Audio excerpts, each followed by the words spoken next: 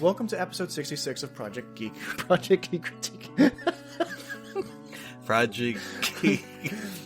Project Geekology. Let's just run with it. Yeah. Episode 66 of Project Geekology. We should have done something Order 66 related, but instead we're deciding to go with a very classic anime, 1986 or 87? No, 1986. Yeah, I looked it up. Was it 86? Okay, yeah. So Miyazaki's third film, Hayao Miyazaki. Previously he did two films up to this point. He did Lupin III, The Castle of Cagliostro, and then he did Nausicaa of the Valley of the Wind, which is Nausicaa was the one that put him on the map, really. And then this was his follow-up, and I think this was the first film that he did under Studio Ghibli, like officially. But we're going to talk all about Laputa Castle in the Sky in just a minute, but before we begin all that, my name is Dakota, and I'm joined as always with Anthony. I love how our introductions have just devolved into just us like rambling for like 2 minutes and then introducing ourselves and finally we get to the part where we ask each other what we've been up to this past week or so. You know, aside from early podcast ramblings, I think since the last time we recorded, I've been playing Spider-Man 2. A lot of people have been playing Spider-Man 2. Yeah, I enjoy it. You know, you get to play Peter, you get to play Miles, you get to swap off on either or, and there's some missions that you could play either or, and then there's some Miles specific missions, Peter specific missions, and it's really cool because sometimes you'll be like swinging around in the city, and you played the first Spider-Man, right? Yeah. You know how you have like the random crime encounters, like they'll just Sure. pop up? Well, sometimes you'll go and start fighting, you know, you'll go to stop the crime. And if you're playing Miles or Peter, every once in a while, like one of them will come in and help you stop the crime. Like they also exist in this world, and they're coming to help their buddy out. Right.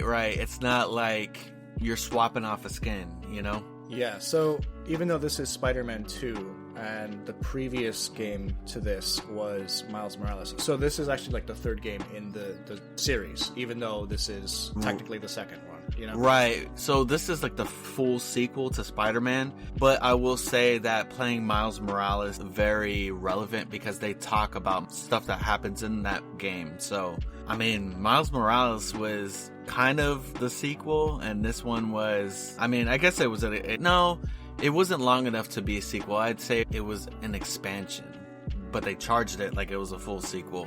Okay, all right. That's cool, though. That's really awesome. So, I'm guessing you like it. Oh, absolutely. It's that first game. I think that Spider-Man game was like the only game that I platinumed. Like, I played it so much that I got like all the trophies for it, and I'm probably going to do the same thing with this one. So, do you not normally platinum games? No. I play them. I usually play them, and even though like I absolutely love and enjoy it, some games require you to do just several playthroughs to get all of the trophies, and I'm like, nah, I'm not about that. You know, especially some games are long. Yeah, I platinumed the first 3 Uncharted games for the PS3 and PS4, I think it was. I forget if they were... No, I think they were PS3 games, right? I don't even remember. Yeah, I think you might be right. Those ones. And they specifically wanted you to... So, beat it on hard mode, then it was like an extra mode on top of that. Okay. Once you beat that, you unlocked the last and final, like, just impossible mode. You had to do that to eventually the game. Like, it was tedious, but... Like, as much as I love playing, like, Persona 5, I'm never gonna platinum that game. And it's, like, one of my favorite games. So why don't you think that? Or it's just a matter of, like, the time commitment? The time commitment, dude, Persona's so long, you know? And the Persona games are games that I would definitely revisit, but I'm not gonna... Sorry, my cat turned on Siri.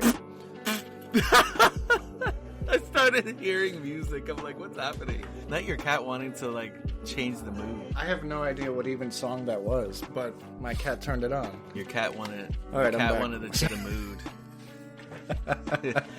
that was hilarious. Your cat's just like...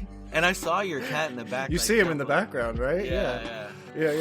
He touched the... Sorry, guys. Let's continue. We can keep that in, too. It's kind of fun. Yeah, definitely. I was thinking, I was like, man, I think I want to keep that in. That was awesome. But go ahead. But yeah, no, we were just talking about platinuming games and stuff. And yes. I mean, you're never going to platinum Persona 5. Yeah, I mean, I might play through it again, but I don't know. I mean, I guess I would need to look into it to see what it would require to platinum Persona 5, but I mean, I've been playing Persona 5 Royal, which is the even longer version of Persona 5, so... Or I played it and I beat it. Gotcha. So, Spider-Man 2, anything else you've been up to? And... so... Preparing for this episode, I rewatched this movie, and so for about 45 minutes of watching this movie, just for the heck of it, I watched it on VR. Why? I'm so confused. Why would you do that? So I kind of like busted out my VR like recently. Every once in a while, like I get in the mood to play like a specific system. Like I'm on my PC a lot, but I'll play my PlayStation for a good bit. I'll play my Xbox for a bit. Sometimes I get in the mood to play my Switch. That's just like how it is. And so I was in the mood to mess around on my VR. I've been playing Beat Saber and like different games, and I was like, you know what? Like, let's watch a whole anime movie. No, I don't watch the whole movie. Oh, well, you said 45 minutes. Yeah, 45 minutes, and it's about 2 hours long. So yeah, I wanted to just like experience watching something kind of like in VR. I mean, I kind of did, but like I never like really spent too much time. And honestly, it's like really, really cool. Especially like when you watch something in it's like the Horizon browser, it's a Meta Horizon browser. And when you put something in full screen, it makes everything around you black, and then it puts up like a screen like right in front, like not right in front of you, but backed up a little bit so that you can like see a theater. Yeah, like a theater. And that's cool. And so like I thought that was like an interesting thing. I was like, you know what, like I kind of wanted to change things up and try it that way. So I thought that was pretty fun. It was pretty cool watching that, and I hooked it up to some speakers, so it kind of really enhanced that experience too. Gotcha. You mentioned earlier, I think last weekend, you were watching the Scott Pilgrim adaptation. Oh, yes. On Netflix. Yes. How was? I haven't had the opportunity to check it out yet, but I've heard good things. It's good. I really enjoy it, but do not go into this anime thinking that you're going to be seeing a one-to-one from the movie or the manga. It's like completely different. Different, right? It follows certain beats, but it's like very, very different. It's a new thing, which honestly is kind of cool. Like I've heard people like either love it or hate it, depending on how closely they enjoy. My cat's going crazy. But yeah, I've heard people like it or hate it depending on what they like, how much they like the original, or how much they like appreciate what the creator is doing with this new movie or this new show. You know me and Scott Pilgrim, like I absolutely loved the movie, and remember I was reading the manga and I showed you. Remember, like I was reading it and I showed you some of the stuff that was happening in it, and so, some of it was very close to the movie. Right. So this one is almost like. It almost feels like you're like in a multiverse where like the point of view it's more like Ramona than Scott Pilgrim. So, but I've been enjoying it. I like it's funny. I like the humor behind it, and the music really good too. They brought back the cast of the movie. Isn't that insane? Yeah. Is it mostly everyone or pretty much everyone? We'll be back after a quick break. I hate talking. Do you love talking about any topic and are never frustrated during conversations? Then I Hate Talking is not a podcast for you. But if there are topics that you avoid, then listen to I Hate Talking. Do you know the definition of every word others use? I Hate Talking is not a podcast for you. But if you are curious about the definition and historical usage of words, then listen to I Hate Talking. Do you know about current events and other random topics? Then I Hate Talking is not a podcast for you. But if you enjoy conversations on a variety of topics, then listen to I Hate Talking. Listen to I Hate Talking wherever you get your podcasts. Episodes drop every Thursday. Listen, like, and follow I Hate Talking today. I would say, pretty much like all the main people, like Chris Evans is in it, Michael Cera, Mary Elizabeth Winstead, that's so cool. Aubrey Plaza, Brandon Routh, like everybody, man, Brie Larson, awesome. like I mean, oh my gosh, what's his name? Oh, was it Mark Webber? Like everybody, like literally everybody that like was a part of the original movie, right. 13 years ago. Like yeah. Young Neo, Steven Stills, was it Kim? Like everybody that was like a main character in that movie, or like was like had like a speaking role or a prominent role, they all came back. That's awesome, man. What's funny is that we did a podcast on Scott Pilgrim versus the World, the movie, like really early on, and I was just like, is that just a memory I have, or like something that I dreamed up? And I had to look it up just now, and yeah, episode 6 is our episode for Scott Pilgrim versus the World, the movie specifically. So if you guys are interested in checking out our thoughts on the movie, we've already done it. You got a whole episode there, and I think it's probably longer than this episode. But yeah. Because back then we would just talk until we had nothing else to say. We were nuts like that. Yeah, we would just go on for like hours. We were unrestrained. Yeah. We went insane. That was like peak COVID years, though. Everyone was a little crazy at that point. We were still trying to like kind of figure out like what we wanted to do and like what our identity was, and so I don't know who it is of you, if it's one person or a bunch of you, but y'all on Wednesday went and listened to a bunch of our episodes or downloaded a bunch of our episodes, and we absolutely appreciate that. Like every episode, you got a boost of like 80 or 90 downloads in like one day, which is a lot for like a podcast of our size. So thank you guys. And yeah, is there anything else you can't even see it? We got a boom today too. Really? Yeah, about 70 episodes. What the heck? Where are you guys coming from? Where y'all coming from? Bring more people in. Tell your friends. Tell your friends of the wonders of this beautiful podcast. This beautiful podcast, yes. But yeah, no, I've just been doing a lot of that and, you know, taking care of some personal stuff. But how about you, man? Like, what have you been up to? I've seen that you released a video or two. A single video. Oh, well, actually, yeah, 2 since our last recording. I did a short video on the Marvels, which came out 2 weeks ago, I think. It was after our last recording. I saw that.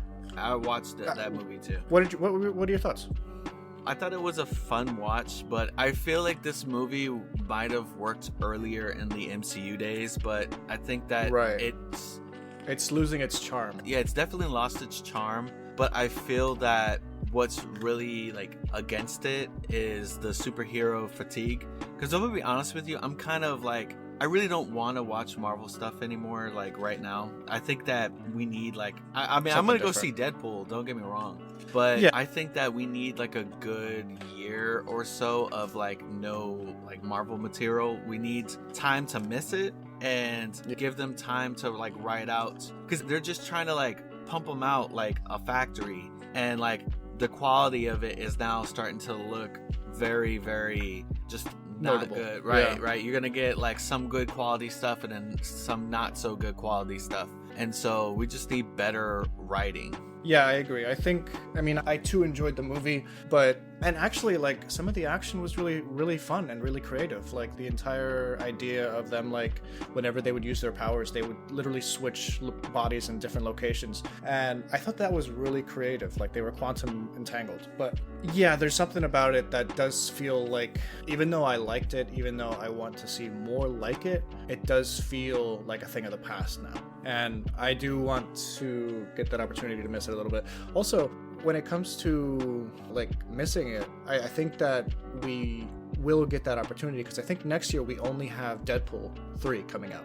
I'm cool with that. I'm cool with that. Yeah. I'm hoping that Deadpool 3 is good. It's looking like it's going to be fun. You know, I mean, look, it's been a while since we've had a Deadpool movie, and that's like a different type of a movie. It wasn't under the... It's a different type of Marvel. Right. It wasn't under the MCU umbrella. So we've had the opportunity to miss a Deadpool. I mean, we've been wanting a Deadpool for a while now, and now we're finally starting to get it. I think we need that same thing for the MCU. Like, I think the MCU their production needs to like go down a little bit. I know that, you know, they want to make money and stuff, but the thing is that I'm tired of these movies that have like some good written moments and then like the rest of it's trash, you know? Like, I'm like, what are you guys doing? You know, take a moment, think about it. And I also, I did a review of the MCU timeline book. I think I mentioned that I was reading it last time we were on the show. Yes. I finished it. I did a review. I liked some of it. I didn't like a lot of it. And that was kind of a big video for me, because I've been focusing so much on the MCU timeline the past couple of years and like mapping everything out like that. So to see such an official project have what I believe to be so many mistakes was a little disheartening, so I just had to basically vent in that video. And people seem to agree, at least mostly, you know. I think they see the cracks too. It's not just the cracks in the writing, it's cracks in like the overall understanding of the world that they're building. So yeah, that's what I've been up to. Oh, also, we got a new TV show on Apple TV called Monarch Legacy of Monsters. I don't know if you've given that a shot yet. No, I haven't been able to give it a watch, but it looks good. Dude, I have been watching that. There's 3 episodes now.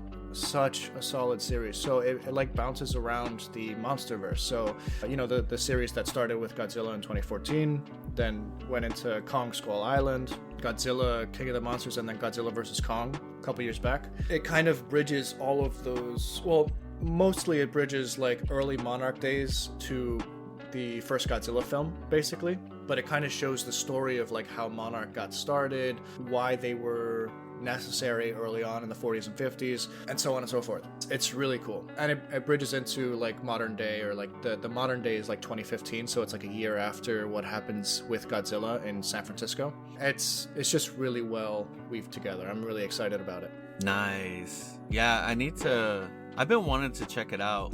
It looks really good. All right, so you want to talk about Castle in the Sky a little bit? Let's head to the Castle in the Sky so that we can become the podcast in the sky. So this is such a, like, it's like a hidden gem of Miyazaki, because it's a really good movie, but it's also a little forgettable. And when you think of Miyazaki, this is usually not the first thing that pops up. So I'm happy that you said yes to like doing a podcast on this particular movie, because, you know, when I suggested let's do a Miyazaki, you probably were like, yeah, and then I said Castle in the Sky and you were like, huh. I mean, it was interesting because like for me, like there's certain Miyazaki movies that I've only seen once in my life, you know? Yeah. Castle in the Sky was one of them. Yeah. But and a lot of people, that's enough, you know? Right. Like another one that I think is like pretty like popular with some people is Ponyo, and I've only seen that once. I seen it that one time with you. Yeah, I remember that. That was fun. Yeah, and I think going back to some of these films is just a really nice opportunity to reacquaint yourself with like what made this movie tick, what made this work for, you know, the audience in say 1986 or like whenever you first watched it, because it is a good movie, and I think that you and I both enjoyed it when we first watched it, you know? Right.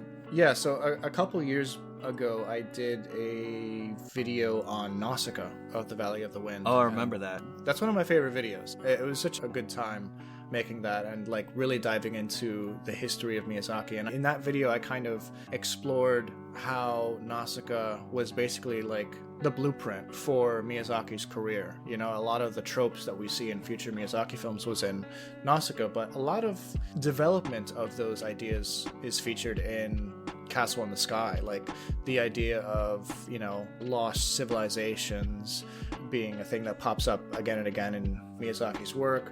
Or what I really like about this one is that it kind of idealizes the working man's life in a way, you know, like the town that Pazu lives in is a very like, it's a mining town, but it's like situated on like inside of like a cavern almost, or not a cavern, it's featured in like a valley between different crags of mountains. It's such a beautiful fantasy setting, but it also feels so real. And his idea of like, these people are happy because they have purpose. They're working with their hands. They're a part of the Earth's like ecosystem, and that's what keeps them happy. You know, I think that's like a really unique viewpoint on the world. And he seems to really run with that idea that, you know, it's nice, it's a good calling to do simple work, even though it's not simple. Like mining is not a simple job, but it's a trade, you know? And right. A lot of times in future Miyazaki films, you'll see a lot of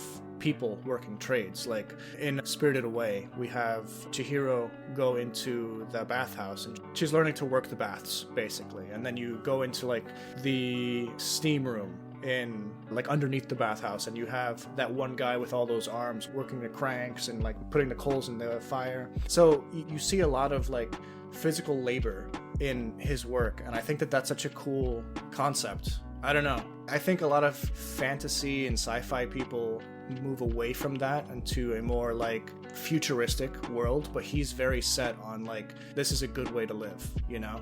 It's interesting. I do like it when I watch any like movie or anime where the future isn't exactly what we think it is, you know? Like sometimes you see that the future is hyper advanced, there's cyber, like it's like very cyberpunk. And so like this one was like definitely, it felt, yeah, like you said, like a lot more realistic. Yeah, so a lot of anime goes for the more urban, like Tokyo vibe, versus Miyazaki, who likes the suburbs, the towns, and like nature. And I think that that's what sets his work apart, because like he never sets things in the big city. He never sets things in Tokyo. Now there are big cities in his works, like, you know, we have Kiki's delivery service. She lives in a city, but it's a very almost like a European city. It's not a modern city.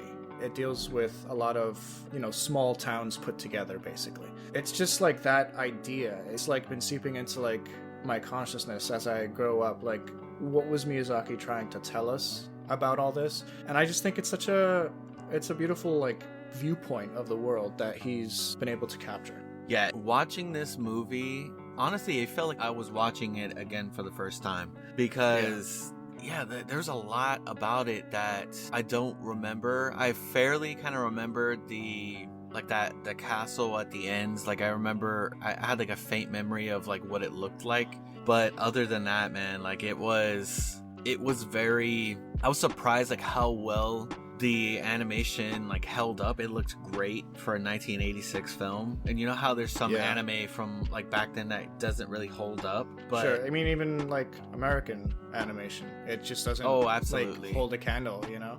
But yeah, I totally agree. And I think, you know, I was rambling earlier about like, you know, like the idealization of like the blue collar worker and whatever, but what it ultimately boils down to is this is a cozy movie, you know? Like there's so much that's like sleepy day viewing about this, you know? Yes. It's very, like, it feels very casual. It's slow, but there's a lot going on, and people are just living nice, simple lives that, you know, you can respect. I just think it's cool. I just think the whole idea of it's cool. But like even from like the beginning, when like Pazu's like he wakes up, he plays his little horn to like wake up the town. It's such a simple, cozy little idea. I don't know. It's like, who would think of this? Only Miyazaki. But yeah, I saw this recently. I've seen it a few times now at this point. I've probably seen it twice years ago, and I watched it once a few months ago in theaters. That was a really nice experience. There's a Alamo Drafthouse near me that I go to, and they occasionally play old movies. So This was a fun one. But even then, like, it's not a super memorable movie. I had to rewatch it. I literally watched it right before we got onto this podcast to just remember like all the small details. Like I didn't remember like the characters' names, or Pazu and Shita. I wouldn't have remembered. Or like that the pirates were like Dola and her children, her men, whatever. I don't know. But yeah, it's weird. Like when you're watching it, it's just this dog upstairs going crazy. Sorry guys, there's a dog upstairs and I can't control him because I don't know him. So yeah, let's jump into this movie because like there's so much to cover. But yeah, I just wanted to get across that I just feel like it's such a cozy movie, and I've been trying to boil down why it's such a cozy movie for a while, and I think it's just Miyazaki's style, you know?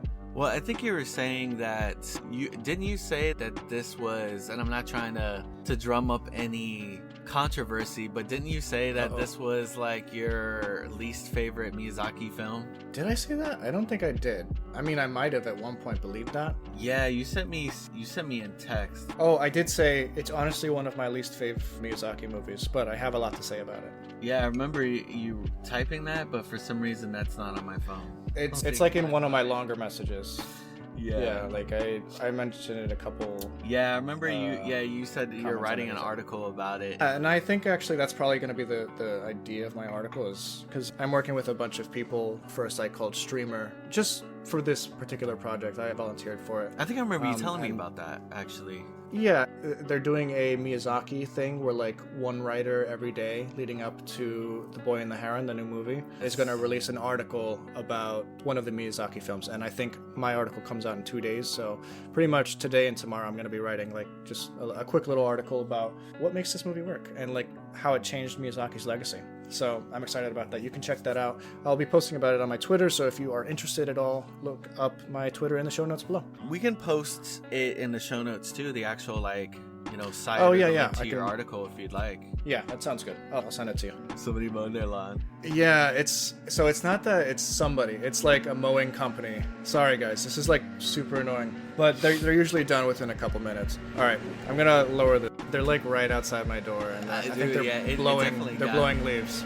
It definitely got very loud, but I mean, honestly, like while we're waiting for that, I did want to talk about that. The movie was really interesting because you had this whole dynamic where a bunch of people are after this pendant that Sheeta has so that they can get to the castle in the sky, that civilization. And so like for like a little while you're thinking that the pirates are bad, but they end up being the good people, and like the government ends up being the bad people.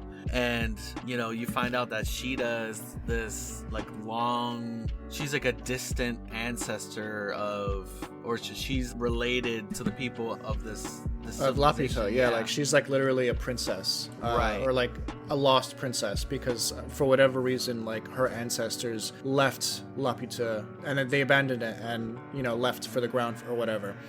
Something that, and this was a thought that like randomly it popped up in my head, but the robots in Laputa they kind of reminded me of like a mix between Bastion and Overwatch and K2SO. And the reason why I say Bastion is because they're like very like gentle and like with the bird and all that stuff, and I was like, oh my gosh, that reminds me of Bastion. I wonder if that was the inspiration. Turns out it was. Really? Yeah, so there's actually a lot that's inspired by this movie. So like the most striking visual in the entire movie, after they make their way to Laputa, they encounter those like rock golems or ancient machines, yes, whatever, that are protecting the wildlife and the gardens on this floating castle. You have one of the machines like hands Sheeta a flower like in its palm. And what's amazing about this is that like just like maybe like 30 minutes before this, we just saw one of these robots destroy a whole like military base. Like these are massive, like they're mass weapons, like they have a lot of firepower. They are super destructive and they're autonomous pretty much, So it's such a striking visual of this, like it's basically like being offered a flower by an atomic bomb. But like when you see like how gentle they are on this planet or this castle in the sky, you kind of realize, oh, they're just protecting what they love, basically. So that visual has seeped into popular culture quite a bit. And actually, like I was doing some research, this movie inspired quite a bit. So you mentioned Bastion. I think one of his, what was it? I think it was they made a Bastion animated short. They did. And in it, they actually have something similar where there's a bunch of like Bastion like corpses all over like a green field. And that's very reminiscent of like what we see in the castle in the sky at one point. And they also have him like his interaction with his bird, Ganymede, I think is the name of the bird, is very reminiscent of, how they treat the wildlife there. It's 100%. Like, there's no way, there's no ifs, ands, or buts about it. Like, that's inspired by that. Another direct one, like a super direct one, is the rock golems in Minecraft. Yeah, okay, I remember. I know what you're talking they about. They actually give you flowers. Like, they hand out flowers to you. Oh, that I didn't if you're not know. attacking them. Yes, that's something that's pretty cool. Man, I wish these people outside would like leave me alone. But they're blowing. Sorry guys, this is like a very noisy and raucous between my cat turning stuff on and these people outside and the dog upstairs. Another thing that's interesting is, Ethereum, the cryptocurrency? Yes. So it's the second biggest cryptocurrency after Bitcoin, Ethereum. And I was just like, wait, the element in this Cheetah's emblem, her necklace, is made of Ethereum. Like, it's a pure Ethereum crystal. And I was looking it up, and apparently the creator of Ethereum, the blockchain, was basically looking up like fictional elements on Wikipedia, and he's just like, oh, that sounds cool. So that's where they got the idea for naming their thing Ethereum, and also like the symbol of Ethereum is like a diamond, and that diamond is what's powering Laputa Castle in the sky, like the big diamond at the beginning of the movie. Yeah. So I don't know. I think it's a very influential movie, even though it's kind of forgettable. There are certain elements to it that seep into your consciousness. Like you'll never forget the robot handing out a flower. Right. You know. Well, it made an impression. So cool. It made me think of. Yeah, it made me think of like Bastion. Like I'm telling you, that was like one of the characters that popped up, and I'm like, man, there's such a similarity. I wonder if there was an inspiration for Bastion from this, and like, come to show that there was an inspiration. So that's insane that there was that, and that the rock golems in Minecraft, because they looked like almost exactly like them. And dude, come on, let's be real. Like the body of it and stuff. I mean, I don't know if they got the inspiration, but there's definitely something about them that reminded me of K2SO also. Yeah, sorry, you also mentioned K2SO, and I think so. I know concept artists in Lucasfilm, and a lot of them really love Miyazaki. I know one in particular who's like written several articles about Miyazaki, and I'm sure if I asked them, they'd confirm that K2SO is definitely based in part on Miyazaki's robots. So I think that's really cool, and they. K2 also has that gentleness to him, even though he's like a powerhouse of evil sometimes. Well, not evil, but like weaponry. Right. No, I get what you're talking about. But yeah, that's really cool that there's... And we're just talking about the rock golems. Well, I mean, and then you talked about the Ethereum. But I'm pretty sure that there's probably other inspirations from this film too. I really thought that their source of transportation was really cool. The airships and stuff, but I really like those like firefly like things that they were using. The airships, the pirates. Yes, the pirates. Yeah, the pirates. They had it was almost like in Dune. They have those like helicopters that have the flapping like dragonfly wings. Oh yeah. On the side. And I think they call them ornithopters. I might be wrong, but it's kind of that same design of. It's like a flapping thing. It's kind of like in the first Avengers movie. Remember like the Chitauri that were invading New York? They were like kind of riding those floating vehicles. Yes. It was like those floating vehicles, but with flapping dragonfly wings. I thought that was really cool. Before I forget about it, like one of the early scenes in this movie is when Sheeta's falling from the sky. And talk about like an anime trope. Like someone falling from a sky. Like when I first saw that, I was just like, oh, this is just like Kingdom Hearts, like that idea. But like that's a very common thing in anime, and I can't confirm this, but that's the earliest thing that I've seen do that, and like she's floating down to earth with such grace. But that became a thing not only in Kingdom Hearts but like Final Fantasy, and I've seen it in a bunch from of the other sky. stuff. Yeah. They have that in Weathering with You. Yes. So I have a feeling that that's 100% like at least some inspiration from Miyazaki. Dude, guy's a legend.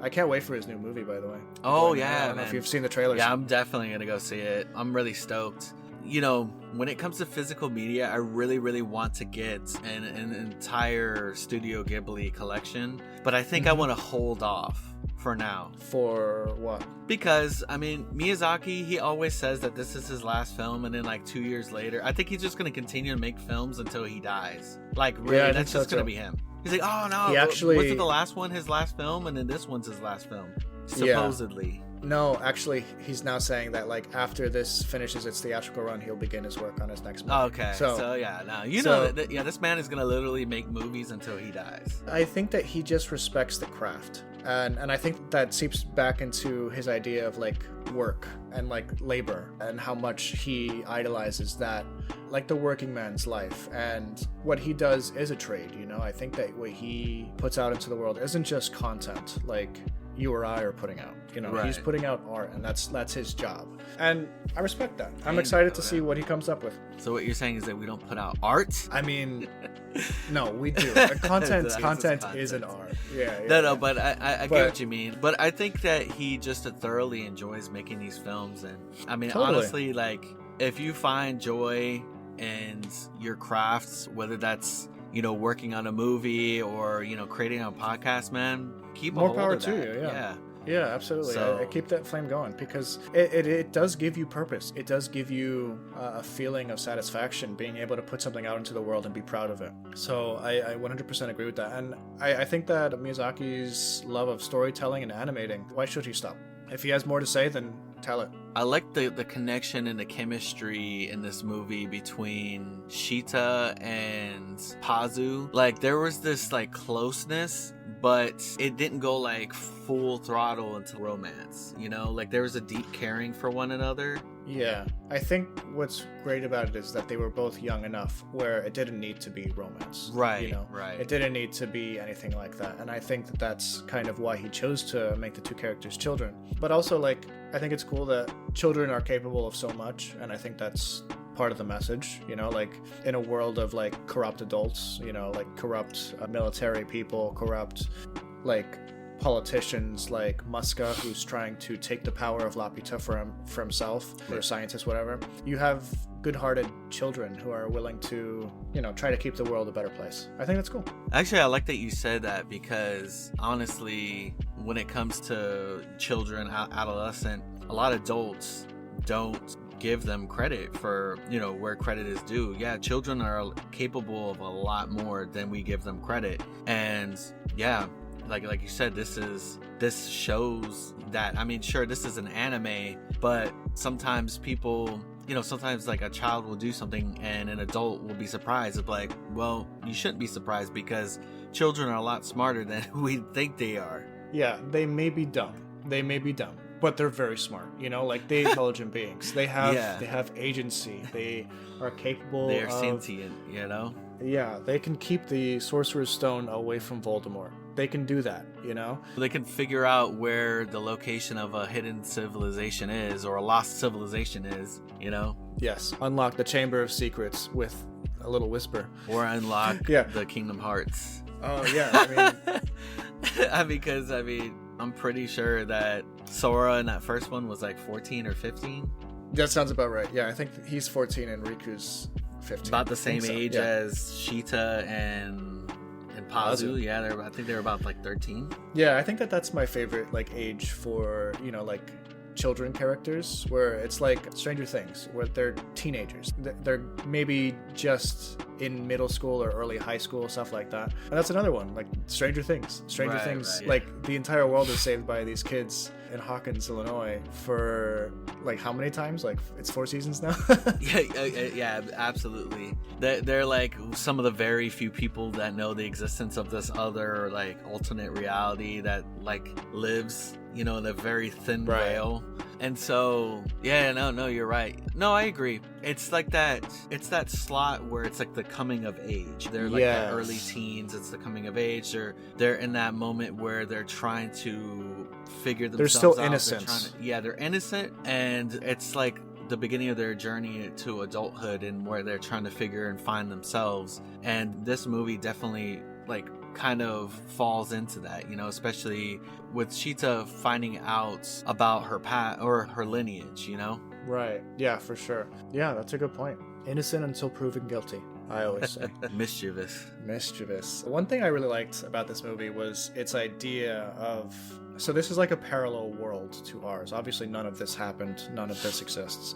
Right. But it feels like it could, because they do such a good job of world building early on. Like if you like pay attention to like the early credits, you have several civilizations of like giant floating cities that are crashing into, or they like fall out of the sky basically, and all the people who live on ground now are the descendants of these flying cities. I think that's a really just clever way of world building. I wonder if Oda got inspiration from this movie, because there's definitely like a whole civilization that lives in the sky in One Piece. Yeah. And there's like a piece of land that gets shot up into the sky by this thing called the I feel upstream. like we could do a whole. Oh, are you talking about Skypia? Skypia, yeah. And then there's the they call it like Verth, and it's like the only like piece of like actual land that's up there, like Earth, that's like, you know, dirt and trees and all that stuff. And so it gets shot up and there's a civilization that lived there. The civilization isn't lost, they just kind of got kicked off of that land, but it kind of reminds me of that now that I think about it. You know, it's like the civilization in the sky, you know? So I'm looking it up. We're not the first people to come up with this theory. Like, on the One Piece Reddit, there's a theory that says, in my opinion, One Piece took more than 90% of its main story from Castle in the Sky. Yes, 90%. I mean it. I don't know about that, but I think there is definitely a lot of inspiration that's been stemmed out of this. And I think what's great about it is that even if it's not your favorite Miyazaki movie, which it isn't my favorite Miyazaki movie, it's still a fantastic movie, and it seeps into your consciousness whether you like it or not. You know, like it draws on like these base instincts of like what makes life good and what makes life fantastical, and the mythologies that we believe in or the histories that are lost to us. Like, this is very much like a post-Empire world, not necessarily like, you know, the Empire of Star Wars, but like the castles in the sky were basically the Roman Empire of the past, and then what they're currently living through is like, you know, just after the Middle Ages, when people have kind of forgotten about the empires and they're now in an era of industrialization. Like, their civilization has become industrial. So this is like turn of the century stuff, 1900s-ish, the world that they're living in. Yeah, it was, yeah. It's a... And then they're basically like rediscovering all these old myths about like where they came from, like Laputa, you know? Yeah. It's cool. There's something to it. Absolutely. Is there anything else that you want to discuss? No. I do want to cover more Miyazaki. Yeah, I do too. I've been wanting to for a good bit. It's interesting. I feel like this movie isn't something that I want to like talk about scene by scene, but it's more of a feeling. Right, you know? right. Like, yeah, it is more of a feeling. I agree. And it is actually really nice. I mean, you know, we did brush a bit upon like, you know, what the movie is about. And I would say that, you know, it's really nice, like, looking at some of the inspirations that this film has given. It's, you know, although we do say that it's largely forgettable, but there's still a lot that was taken from it that it inspired other things. So that goes to show you that there is a lot to love about this film. Yeah, for sure. Would you be interested in covering The Boy and the Heron? Oh, yeah. For our next podcast? Dude, I really want to go see that. Yeah, let's do that for our next show. Let's do it, man. Alrighty, bro. Sounds good. Man. Any last thoughts on Castle in the Sky? There is a castle, and it's in the sky. Not too much longer anymore, if you have seen the ending. Oh, right. Seriously. Yeah, no, it's a beautiful film.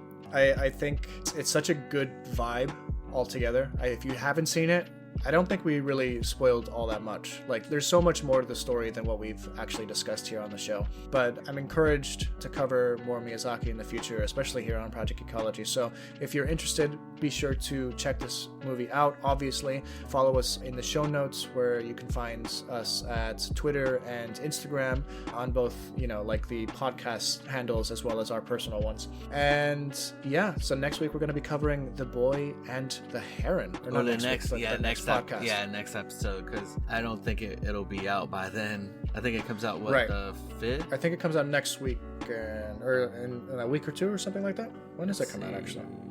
It might actually be too far away. No. I think we're good. Because I think that this episode will be. It'll come out. Because we released the episode this week, so it'll be like another couple. Yeah, no, I think we'll be good. I think it's the beginning of December. So if not, if you listen to this, and if not, if it's a different podcast, right, it's because the movie didn't come out in time for us. But yeah, well, I would say my last thoughts are, I agree with Dakota. It's a beautiful movie. There's a lot to love about it. It's something that I haven't seen it in a while, so, you know, yeah, there are some bits and pieces of it that are, you know, largely forgettable, but it's still something worth watching, at least in my eyes. Like, something to come back to every once in a while. Like, I haven't seen it since I was a kid, so this was a nice revisit. Thank you for joining us for episode 66 of Project Geekology, where we talk about Castle in the Sky. Join us next time to listen to Boy and the Heron, hopefully. And if you want to catch us on social media, go to Twitter, or go to X, formerly known as Twitter, and we are at PGeekology there, or Instagram, which is Project Geekology, all in one. We will have our links in the show notes. We thank you so much. If you enjoy this podcast and your podcast application allows you to make reviews, give us a nice 5-star review so that we can read it here on the show. Thank you so much, and we hope you all have a great rest of your week. Thank you. Make it a 6-star review if you can. That would be even better. 27-star review. Execute Order 66. All right, guys, bye. Bye.